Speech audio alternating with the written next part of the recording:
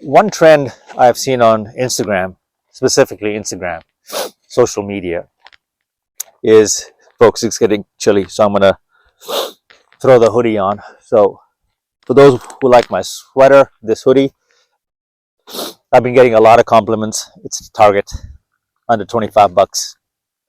My girlfriend also steals it from time to time. It's a perfect sweater hoodie right now, especially in the season we're in.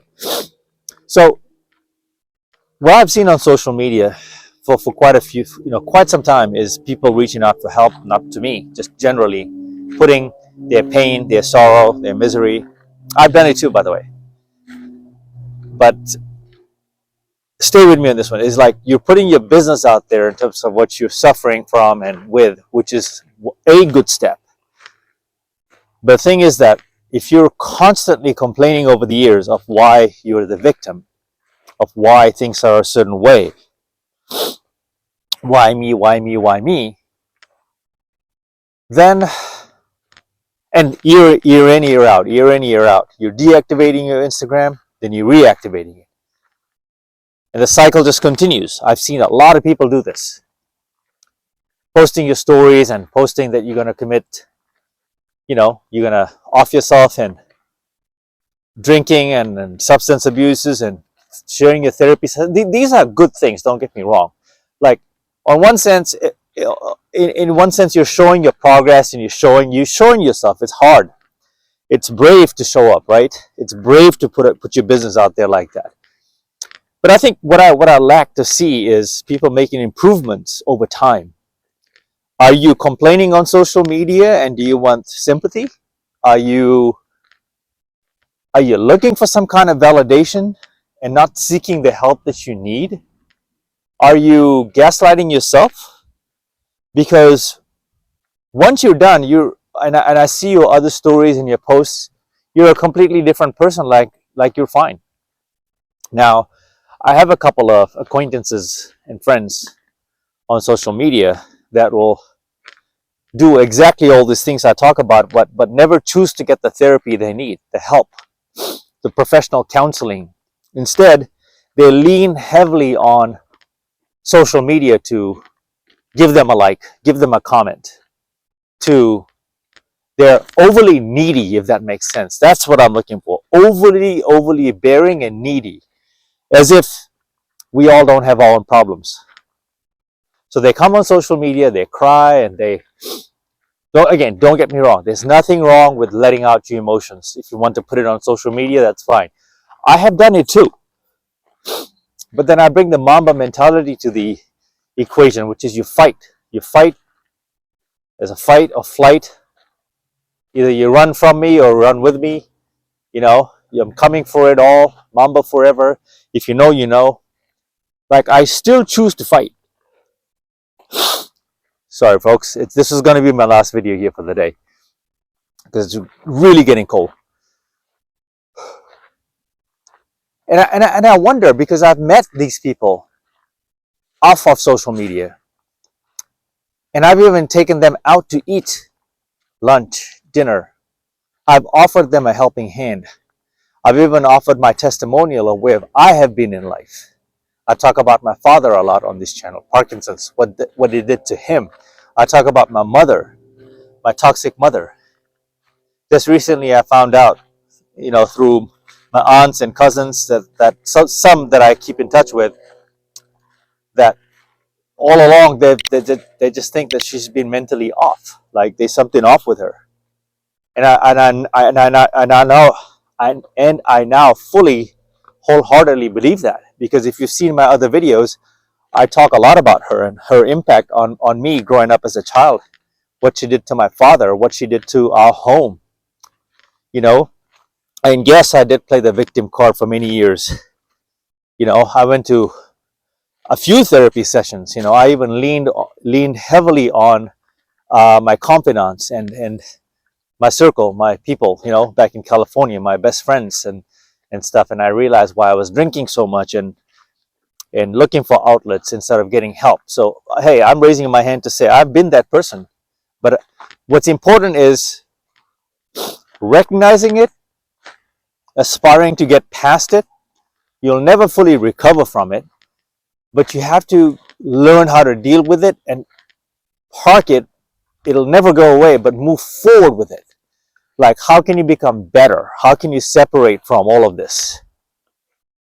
It's always going to be a byproduct of you, but how can you separate from all of this and continue getting the help and continue to getting the therapy sessions? Instagram's not going to fix your problems. Instagram is very deceiving because it's deceptive, because everything that you see on there, it's fake. Mostly it's fake. What you're seeing is most people's highlight reels. Even my page, it looks so glamorous. It's because I set it up that way. I am in entertainment. I'm into fitness. I'm into the most conceited industry and line of work that can be there, which is to do with looks. It is what it is. So I have to present a certain way.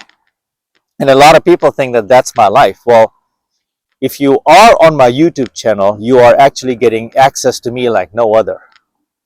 It's not a privilege either. I am just another human being. I am choosing to be myself. YouTube became my therapy. YouTube is therapy. There's no business for me to drive around like an idiot, like a madman, chasing sunsets. It's cold, it's chilly, being uncomfortable. If anything, I'm walking and talking. So if you're going to talk smack and if you're laughing at me, that's all right. The key here, the differentiator is I'm walking. I'm holding a nearly 10 pound, not 10 pounds, 6, 7 pound total weight cell phone and the gimbal with the tools, the microphone and all of that, right? Whatever attached. You get the point, the equipment. And I'm walking. So I'm doing something good at least, and that's my win for the day. That's my blueprint for success, is because that compounds over time. So I'm doing something about my life. I don't want to impose myself on someone else, because honestly, most people don't give a crap about you. 90% of the people don't care about your problems. Instagram is not therapy in that sense. Instagram is not your counselor. Instagram is a highlight reel. Instagram is really a unrealistic depiction of anyone's life. Even some of these top models you see, supermodels, they want you to see that. You know how many filters people use on there. It's very deceptive. And if you measure your own life, and if you see my Instagram and you measure your own life based on what you're seeing at face value, you are mistaken. We all have a dark side. We all are fighting a battle. We all are fighting a battle. I want to get to know you in that sense off of social media, meaning that if you're getting the help you need, and if you're aspiring to better yourself, self-improvement, instead of just complaining and crying all the time and why me, and then eating like crap, and then choosing to binge Netflix, watch corn all day, my boys, my fellas out there, my G's, what's up, your vices. If you're just clinging on to those, coping strategies, I don't think we have much to talk about, because you made a choice. You're one walk away from improving your life. You're one walk away from changing the trajectory of north, south, east, west, of changing your vibration, of changing your frequency. You're one walk away, yo. That's what I want you to know in all of this, is the symbolic, the higher meaning behind all of this, is that nobody gives a crap about you crying on Instagram and then not following through with realistic, actionable items, not your projections on why he, she, they, them didn't validate you with a like or comment. I see people crying on Instagram because XYZ didn't like your post, didn't see your post or acknowledge your post. Guess what, man? So, who cares? It's a sign they really don't give a F. They don't give a F. Face it, accept it, move on. It just means you lack something. That's how I grew up. I lack and I need to do better. And guess what? I did one better. I don't need their validation. I don't need anyone's validation. When you're that confident, when you arrive into your own frame and realize the power of taking some time out, embracing a little bit of solitude, I'll talk about monk mode in another video, but just embracing you, your energy, sitting still with yourself. How many of you have a problem with listening to your own voice? I know we all do. I do. I was annoyed at my voice when I started YouTube. I was annoyed at my voice on Zoom calls until I realized that it wasn't anyone else making fun of my voice, but it was me. It was me against myself every single day. I was in my own head. I was in my own way. I was winning all the things, all the daily battles, right? I was winning the small things in life. They weren't small. They actually compounded to actually large, significant shifts in my life. And I discarded all of it because I just never thought I was good enough. That's how I was raised. That's where my childhood, unfortunately, it's there. So I also realized no one's gonna feel sorry for you. Like we all, in movies, we fall in love with the backstory with the character. Movies, now I'm going there, right? My strong suit. And by all means, I'm not that great of an actor. I'm naturally an actor, meaning that I'm self-taught. I still require a lot of training. But movies, the backstory, right? Everyone is getting dark, folks. Let me make one and go back and stick to this video. Stay with me. If you're enjoying this, hit the like, subscribe, comment. If you don't, it's still fine with me. We are all in love with the backstory of a movie's character, right? The hero, the villain, the father, the flashbacks. And most movies have a backstory for every character as to why they are who they are and why they became who they are today. You get the point, right? So we are oftentimes obsessed with superheroes and certain characters in movies, and if you ask us the backstory, we will regurgitate it and tell you all, right? Why can't we do that about our own lives? Why can't we get in tune with our own backstory? When do we stop feeling sorry for ourselves? And when do we adjust and say enough? Okay, well, keep crying, but then how do you move forward and still continue on the path to self-improvement and getting past that hurdle that gets you the momentum you need? How do you do it? Could it be fasting? Could it be walking? Could it be prolonging instant gratification? Could it really be drinking enough water? Could it be your meal prepping? Could it be chopping off not that, but reducing your vices, your addiction to vices? Yeah. You see where I'm going with this? No one cares.